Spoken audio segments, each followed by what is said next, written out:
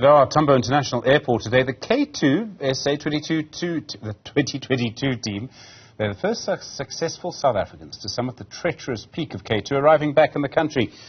John, Black and Warren Eva unveiled the South African flag to wave it in a place never before seen and to take a huge step in our mountaineering history. Yolulwe Qoshe is at the airport. Yolulwe, good afternoon to you. What are the scenes there this afternoon? Well, a very good afternoon to you, Stephen, as well as to the viewers. I've already alluded, we are at the OR Tambo International Airport, where a venue where we are at just last week, and when we welcomed Banyana with their historic feat, becoming champions of Africa for the first time in their history. A similar feat this time around in a different week, where we are about to welcome two South African mountaineers who have summited a mountain called Mount Kitu and became the first South Africans to do so in that process. We're speaking about Warren Eva as well as John Black, who we've heard, just landed. So they're going through the customs process and we're hoping to see them very soon. But I'm pleased to say that I'm not standing here alone. I've got Warren Eva's partner with me, who will be shedding more light about what it's like to be in and around that environment. As we understand, she was there and partook at some level as well. I've got Yana Mola with me. Yana, thank you so much for your time. Thank you for joining us here on Newzroom Afrika, Channel 405. We understand that you are also part of the exhibition at some level. How did you find your experience, first and foremost, and how far did you get in your climb? So, Yosa, thank you for having me. I was lucky enough to join the guys on the trek into base camp of K2. It was a 100-kilometer walk. And I spent about 8 days with the guys at base camp, and then I made my way back for another 100-kilometer walk, and then back to Skadu, Islamabad, Doha, South Africa. So, yeah, that was my participation in the game. I got all the way to base camp at 5,100 meters, and it was amazing. It was some of the most spectacular views I've ever come across in my life. And you speak about that like you just walk across as you get to base camp. We understand it's a very rigorous process just to get there. Tell us more about what it takes to get to base camp. What type of challenges does one face just to be able to say I'm at base camp and I'm safe for the night, for the moment? Sure. We started off with a 9-hour drive from Skadu along the mountain range, which was quite scary. You're driving across the mountain range and there's this massive drop next to you and a river flowing, and then you hike, you walk over a glacier called the Baltoro Glacier. And it's moraine territory, so it's not easy to walk in. There isn't really a road for you to walk in. There's no fresh water supplies or shops or anything along the line. So whatever you have or want to take with you, you have to either have a porter or the mules carry for you. So it's quite an intense walk. We were each allowed 25 kilograms, and that's what you had. So clothes, snacks, all of that. We were lucky enough to have a crew called Summit Karakoram that catered for us and provided us with food and stuff. But yeah, it was whatever we needed we had to carry with us. And it was a grueling day walk from 2,800 meters up to 5,100 meters elevation in over 5 days. So it was quite a feat in itself. It's not for the average Joe. You're going to have a little bit of fitness in order to do that. Well, trust me, I believe you when you say that. I remember we had a little chat just off air, and you told me that you were in a different stage to the one that you're seeing you in. When you first arrived in South Africa, you said you were a bit blue in color, you were bruised up, you know. What causes all of that, and how long did it take you to recover to look what I assume is more like yourself now? I would say it probably took me about 2 weeks. So obviously it's alpine desert. There's no trees. There's nowhere for you to hide. The sun was quite harsh, and reflection from the snow up, and it got quite hot. So the heat wave that hit Europe a couple of days ago, we were in it when we were walking back, caused the glacier to melt, caused the snow to melt, caused the rivers to flood, and bridges got washed out. And so we had to cross 4 rivers on the way back, waist deep. Glacier rivers and rocks hitting into your legs and porters holding you and carrying you through rivers.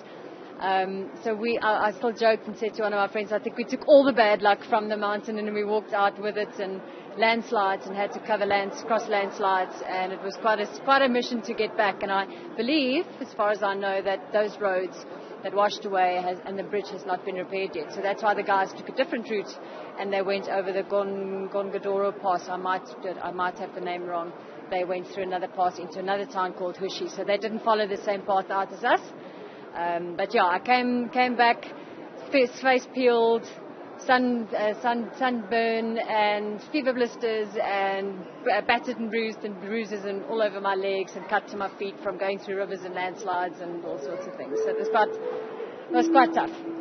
Yeah. Well, we can assure you in your current state, you can't imagine you looking like that. You look pretty fine as it is right now. It seems like you have recovered pretty well. But also tell us, how did they convince you to be a part of this whole mission? You could have easily said, okay guys, I'll watch you guys, I'll get the updates, But you were there at some level, front and center with that expedition. How did they convince you to be a part of that? So for me it was doing this with Warren and to support him and to make memories with him. And who wouldn't want to walk to the second highest mountain in the world? But we joked at base camp, one of the guys asked exactly the same question to me, and they're like, yeah, no, I think it was about 3 days in, and we had quite a long day. We had a 9-10 hour day walk. And they're like, how did Warren convince you to do this? And I laughed, and he looked at me, and I said to him, I don't think he ever asked me. He kind of just said, we're going.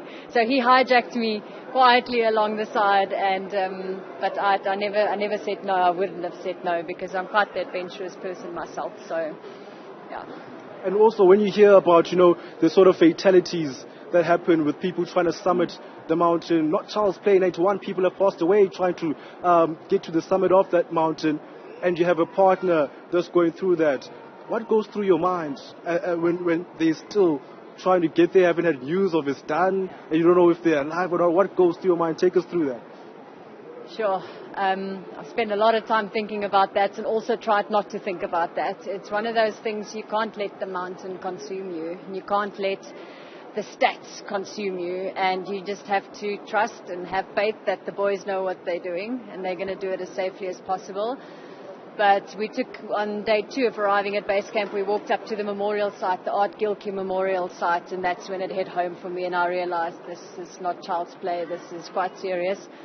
Emotionally took quite a toll, and I think the biggest toll it took on me was on the walk out, having to leave your partner behind and not knowing what's going to come next was quite a thing to deal with, which intensified the walk home for me. So that was probably the hardest thing I've ever had to do, was to turn around and leave him when they went up for their second rotation, and not being able to speak to him for 3 days, being out of cell phone signal. So emotionally it took a big toll, and you try and just think positive and just make sure that it doesn't consume you, because it can be overwhelming. So that's the best way I can describe it. And lastly, very shortly, when your partner does become one of the 2 first South Africans to ever summit a Mount Kitu, how do you feel about that? Well, I didn't sleep. I didn't sleep for 7 days straight. When they summited, I was in conversation with Natalie, John's wife, who is here as well. And we were both chatting, and I was waiting for a satellite phone call, and she was waiting for him to let her know that he summited. And she said to me, oh my goodness, I got a summit message, and I think I jumped this high off the bed. And it was an immense proudness.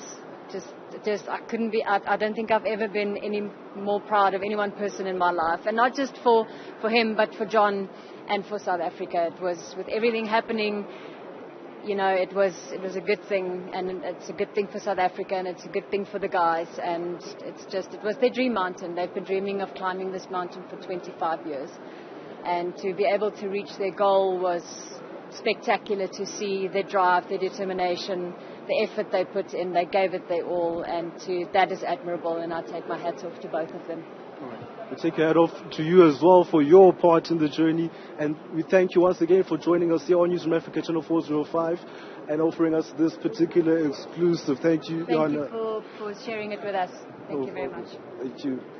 Well, that was Jana, a partner of one of the 2 South African gentlemen who had summited Mount Kitu, second highest peak in the world in terms of a mountain, just secondary to Mount Everest, also thought to be more challenging than Mount Everest. And she was just talking to us about her particular journey on that particular expedition and supporting her partner through that. So we are waiting them coming through at any moment. We understand they have landed and they will have to go through the customs process. So when they do land, we'll have those visuals ready for you, and we will be speaking to them very shortly.